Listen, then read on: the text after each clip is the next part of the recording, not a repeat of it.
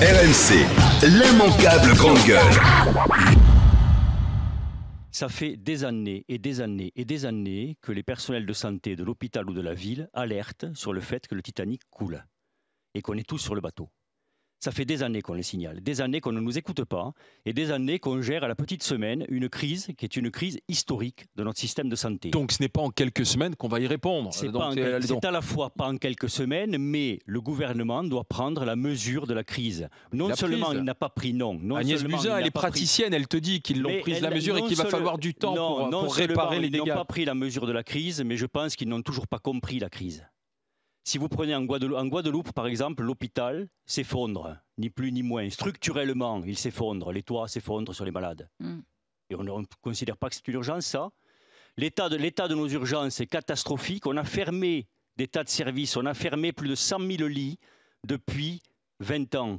Il n'y a plus de lit d'aval, donc on est incapable de faire sortir les gens des urgences. Vous avez un doublement des entrées aux urgences, 21 millions de passages. Pourquoi ? Parce que, en partie aussi, la médecine de ville s'effondre et il y a de moins en moins de médecins en activité parce que beaucoup de médecins déplaquent et que les jeunes n'osent s'installer avant 10 ans après la faculté parce qu'on a rendu cette profession tellement peu attractive qu'ils n'osent plus s'installer.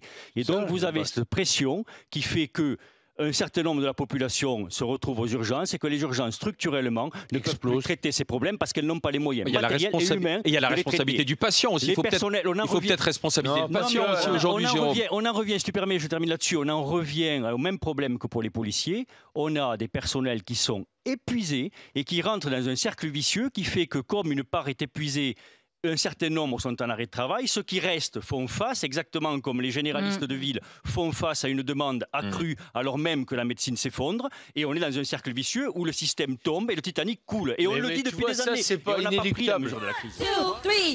L'immanquable grande gueule.